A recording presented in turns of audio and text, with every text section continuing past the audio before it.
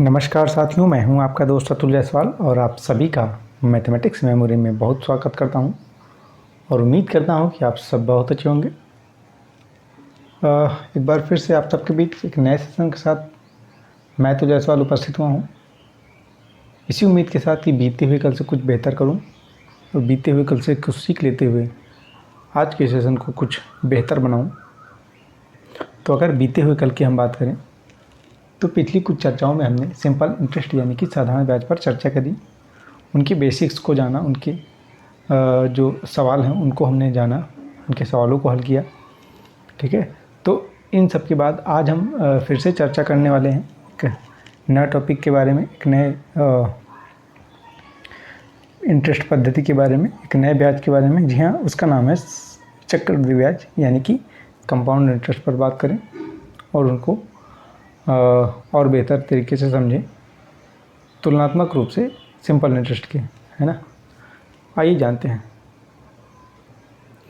तो पहले हम इंटरेस्ट की बात करें, ब्याज की बात करें तो ब्याज वह राशि है ना, जो हम किसी उधार ली गई राशि के साथ लौटाते समय अतिरिक्त राशि जो हम वापस करते हैं उसे ही हम ब्याज कहते हैं। और मैंने आपको बताया था कि ये दो प्रकार से लगता है, एक तो साधारण ब्याज हुआ, है ना, और दूसरा चक्रवृद्धि ब्याज। साधारण ब्याज के बारे में हमने पढ़ लिया था काफ़ी कुछ और उन पर सवालों पर भी हमने चर्चा करी थी। आज हम चक्रवृद्धि ब्याज के बारे में चर्चा करेंगे।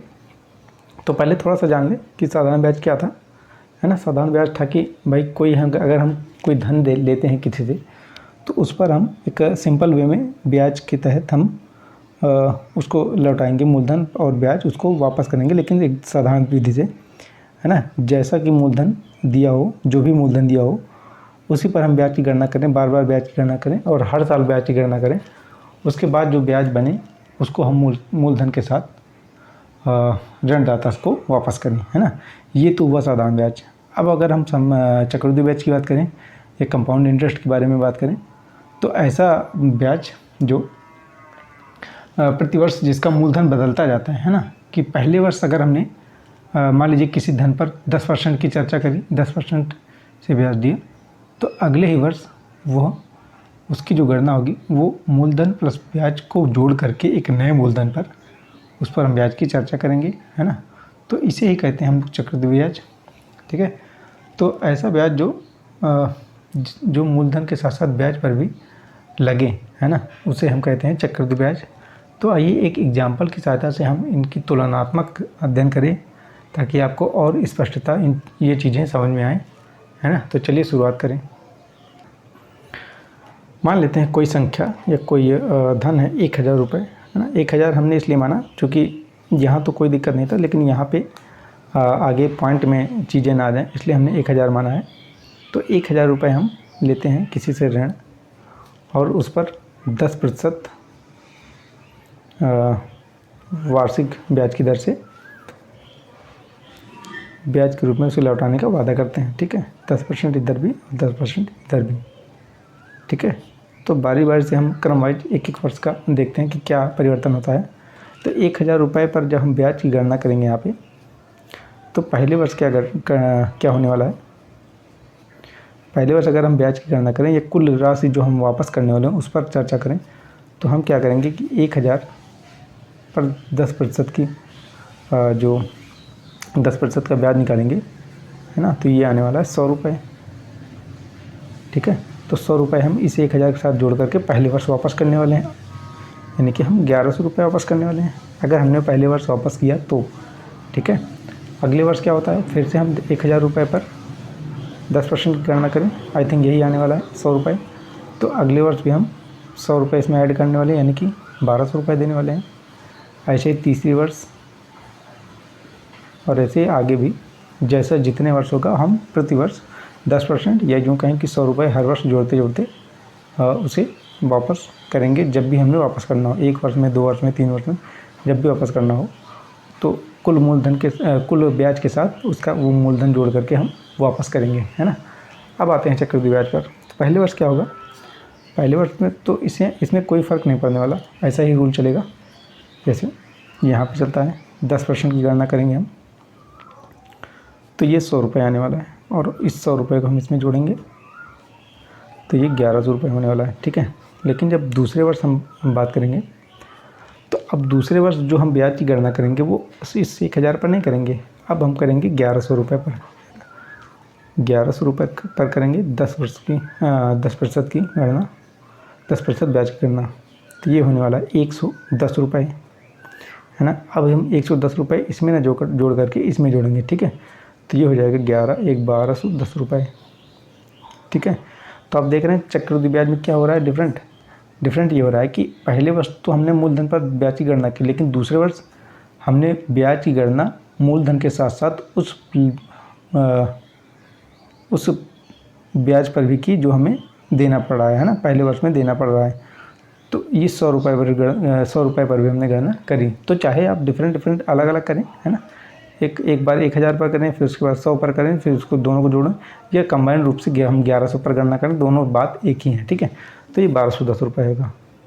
अब अगले वर्ष तीसरे वर्ष अगर हम आएँ तो फिर ना तो इस पर होने वाला है चर्चा, ना इस पर, फिर मूलधन ये बन जाने वाला है। मतलब एक नए मूलधन का जो आविष्कार होता है वो बार बार होता रहता है, हर वर्ष अलग अलग, ठीक है। तो 1210 रुपये पर हम फिर से 10% की गणना करेंगे, ये हो जाएगा 121 रुपये, और हम इसको फिर इसी मूलधन में जोड़ने वाले हैं, ठीक है। तो ये हो जाएगा 12 और 1 13, 1321 10 31, 1331 रुपये ये हो जाने वाला। तो आप देख रहे हैं कितना डिफरेंट है। यहाँ पे हर बार जो ब्याज की गणना है वो मूलधन पर ही हो रही है ना। और यहाँ पे क्या है कि मूलधन तो एक बार गणना की गई पहले वर्ष, उसके बाद इसका मूलधन बनता गया, एक नया मूलधन बनता गया जो कि अपने में स्वयं के ब्याज को, पिछले वर्ष के ब्याज को समाहित किए हुए है। मतलब अगर हम दूसरे वर्ष की ब्याज की गणना करने जाएं तो पहले वर्ष की ब्याज को जोड़ करके उस मूलधन पर हम ब्याज की गणना करेंगे, ठीक है। और अगर तीसरे वर्ष से जाएँ तो पुराने 2 वर्ष के जो ब्याज हैं उनको जोड़ करके उस पर हम ब्याज की गणना करेंगे, ठीक है। तो आई थिंक आपको समझ में आ गया होगा। तो इसका क्या है कि अभी कुछ बेसिक हम जान लेते हैं कि क्या है। कुछ शब्दावली हैं जैसे कि ए, है ना, दोनों में होता है ए, और यहाँ पे पी यहाँ पे होता है, और आर टी, है ना, आर टी। इसका आई थिंक आपको पता होगा, लेकिन मैं फिर से बता दे रहा हूँ। ए का मतलब होता है अमाउंट या मिश्रधन, ठीक है। और यहाँ पर यही चक्रवृद्धि मिश्रधन हो जाता है।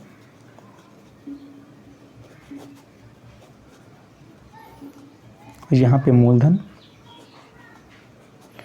है ना, यहाँ पर भी मूलधन, या इसी को हम लोग इंग्लिश में प्रिंसिपल कहते हैं, ठीक है। ये रेट ऑफ इंटरेस्ट, है ना, यहाँ पर भी वही चीज़। और ये हो गया आपका टाइम, ठीक है।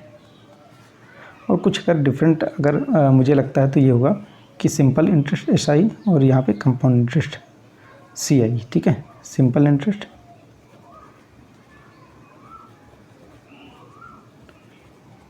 और ये कंपाउंड इंटरेस्ट,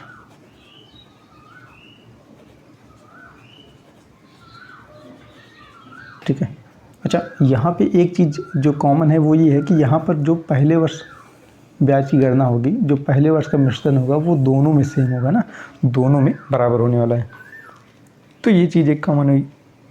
और यहाँ पे और क्या डिफरेंट हो सकता है कि यहाँ पर आपको एक फार्मूला बेसिक सा मैंने बताया था कि SI बराबर PRT/100, है ना। इसी से सारे फार्मूले जनरेट किए जाते हैं, और इसका डेरिवेशन भी मैंने आपको बताया था, ठीक है। तो यहाँ से हम अगर मिश्रधन निकालना चाहें तो पहले हमें साधारण ब्याज निकालना होगा, और उस साधारण ब्याज को मूलधन में जोड़ना पड़ेगा, तभी हमें मिश्रधन प्राप्त होगा। लेकिन यहाँ पे कुछ डिफरेंट है कि यहाँ पे हमें क्या होगा कि साधारण ब्याज को कंपाउंड इंटरेस्ट डायरेक्ट हमें नहीं मिलने वाला, हमें चक्रवृद्धि ब्याज की गणना करनी पड़ेगी। वो होता है A बराबर P 1 + R/100 की पावर n या T, है ना, टाइम जिसे हम कहते हैं टाइम। तो इस एक सिंपल फार्मूले से हम सारी चीज़ों को करने वाले हैं।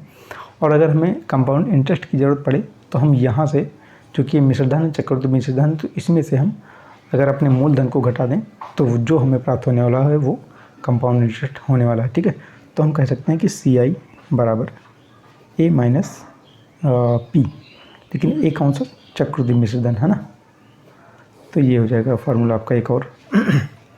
लेकिन इसका डेरिवेशन क्या होता है, आइए एक नए पेज में मैं आपको इसे भी समझाता हूँ। तो सिंपल इंटरेस्ट के बारे में मैंने आपको बता दिया था, लेकिन जो कंपाउंड इंटरेस्ट है ए बराबर कंपाउंड इंटरेस्ट का जो फार्मूला है मिश्र धन का ए बराबर पी 1+r/100 की पावर टी, है ना। इसका डेरिवेशन कैसे होता है वो भी मैं आपको बता दूं। जैसे मान लीजिए 1000 रुपये मैंने किसी से उधार लिए 10% वार्षिक ब्याज की दर से, ठीक है, और मैंने लिया 2 वर्ष के लिए लिया, ठीक है। तो पहले वर्ष मैंने गणना करी तो मैंने क्या किया कि 1000 का 110% निकाला, है। दोनों सही है, या तो आप 1000 का 10% निकालें और इसी में जोड़ दें, या आप 1000 का 110% निकाल लें, ठीक है, दोनों सही हैं। तो ये हो जाएगा 1100 रुपये, ठीक है। ऐसे अगर आप निकालते तो ये होता 100, और अगर 100 में आप क्या करते, 100 को 1000 में जोड़ते तो बात तो वही होने वाली थी, है ना। फिर हम दूसरे वर्ष क्या किया मैंने कि इस चूँकि मूलधन हमारा ये है तो इस मूलधन में फिर से 10% की गणना करी, यानी 1100 का हमने 110% निकाला, ठीक है, और ये हुआ 11 × 11 121, है ना। ये हमारा दूसरे वर्ष का मिश्र धन हुआ। फिर अगर ऐसे दोबारा हमें निकालना पड़ता तो हम फिर से इसे मूलधन निकालते, इसे मूलधन मान के अगला जो मिश्र धन है तीसरे वर्ष का वो निकालते। तो अगर हम ये चीज़ बार बार कर रहे हैं, अगर इसको एक साथ रखना चाहें तो हम ये कह सकते हैं कि 1000 × 110/100, तो हम हल करते हमें ये आता। तो हम इसको मान लें कि हम ये प्राप्त कर चुके हैं, ठीक है, हम ये प्राप्त कर चुके हैं। तो इसके आगे फिर क्या करते कि पहले वर्ष का मिश्र धन, अब इसमें क्या करेंगे दूसरे वर्ष का मिश्र धन 110/100, ठीक है, क्योंकि दूसरे वर्ष के लिए ये मूलधन होगा, है ना। और आगे अगर तीसरे वर्ष के लिए कहा जाए तो फिर से 110/100। तो इसी को हम एक लय के रूप में हमने लिख दिया है कि ये मूलधन है, तो हमने इसे पी कहा, ठीक है, और इसको बाहर निकाला। और इसमें से क्या कॉमन हो सकता है, चूँकि 10% लगा हुआ है ब्याज, तो हमने क्या किया यहाँ पे 110 ये आया कहाँ से, ये हमने किया 100 + 10, है ना। 100 + 10 किया हमने, तभी तो ये आया है 110। तो अगर हम इसको अलग अलग कर लें, मतलब 100 + 100 बटे 100 + 10/100, है ना। तो इसको अगर हम अलग अलग करें, यानी कि अलग अलग यहाँ से भाग दे दोनों को, तो ये हो जाएगा 1 + 10/100, ठीक है। और यही क्रिया हम तीनों में करेंगे तो 3 बार होगा ना। तो चूँकि तीनों आपस में मल्टीप्लाई हैं तो हम कह सकते हैं कि इसका या इसका कहें कि क्यूब हो सकता है, इनको हटा करके हम 110/100 की पावर क्यूब कर सकते हैं, है ना। और इसका जो मैंने तोड़ा है, इसको इस रूप में तोड़ा है 1 + 10/100, ये कह सकते हैं, है ना। और पी इसके साथ लगा हुआ है, तो हम सिंपल सा कह सकते हैं कि पी × 1 + 10⁻100/3, ठीक है। और 3 क्या है, हमारा टाइम है टी, और ये क्या है R/100 × 3, और ये हो गया हमारा ए के बराबर, है ना। तो आपको सबको समझ में आ गया होगा ये डेरिवेशन कि कैसे जनरेट हुआ। तो हम साल दर साल जो भी हम ब्याज की गणना करते हैं तो उसके लिए एक नया मूलधन के हम नया मूलधन प्राप्त करते हैं अगले वर्ष के लिए। तो उसे ही हम आधार बना करके बार बार जो चीज़ें उसमें गुणा करते हैं उनको मैंने एक क्रम में लगाया, और उस क्रम को इस रूप में मैंने जनरेट किया। तो आप देख सकते हैं ये फार्मूला हमारा आसानी से हमें प्राप्त हुआ, ठीक है। अब आगे बढ़ते हैं। अगर हमसे कहा जाए कि कंपाउंड इंटरेस्ट के बारे में बताएं, CI के बारे में, तो हम कहेंगे कि A - P, मतलब चक्रवृद्धि मिश्र धन में से अगर हम मूलधन को घटाएं तो हमें CI प्राप्त होने वाला है, ठीक है। तो इसे प्राप्त करने के लिए कोई डायरेक्ट पद्धति नहीं है, कोई डायरेक्ट विधि नहीं है। चलिए बढ़ते हैं आगे और कुछ लेते हैं अपने सवालों को। हमारा पहला सवाल है 10% वार्षिक चक्रवृद्धि ब्याज पर 2000 रुपये कितने वर्ष में 2420 रुपये हो जाएंगे, है ना। तो जो चीज़ें हमें पहले दी गई हैं उन पर हम चर्चा करें कि क्या चीज़ें दी गई हैं और हमें क्या एक्चुअल में निकालना है, ठीक है। तो 10% वार्षिक चक्रवृद्धि ब्याज पर, तो हमें आर का जो वैल्यू है वो दिया गया है 10%, 2000 रुपये, मतलब पी की वैल्यू दी गई है 2000 रुपये, ठीक है।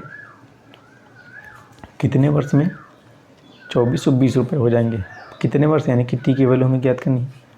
और हो जाएगा मतलब मिश्रधन की बात कर रहा है हमसे कि कितने वर्ष में 2420 रुपये हो जाएंगे, मतलब ब्याज सहित मिला करके वो कितना रुपए में प्राप्त होने वाला है। ठीक है, तो 2420 रुपये ये दिए गए हैं। अब हम फार्मूला अपना अप्लाई करते हैं, a बराबर p 1 + r/100 की पावर t। ठीक है, यहाँ पे हम अपनी वैल्यूज़ को रखते हैं।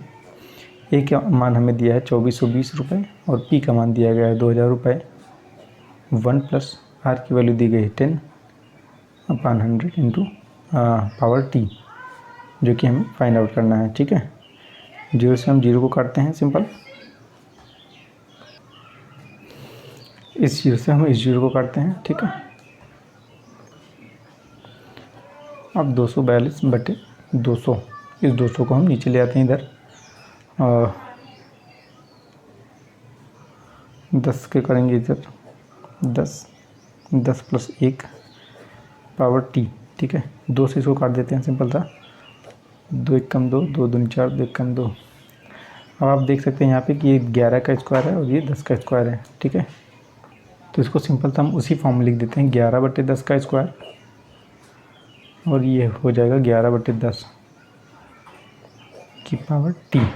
ठीक है, तो जब भी ऐसी कंडीशन हो कि बराबर को दोनों तरफ आपको ऐसा घात रूपीय संख्या मिले, है ना, जिसकी आधार समान हो, कह सकते हैं कि घातें भी आपस में समान होंगी, है ना। ये रूल है कि अगर बराबर के दोनों तरफ आधार समान है तो घात समान होंगी आपस में, और अगर घात समान है तो उसकी आधार समान होने वाली है। ठीक है, तो हम कह सकते हैं कि 2 = t।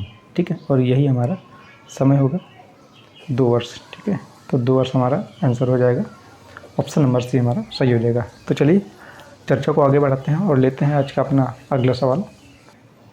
हमारा अगला सवाल है 8000 रुपये पर 5% प्रतिवर्ष की दर से 3 वर्ष का चक्रवृद्धि ब्याज क्या होगा।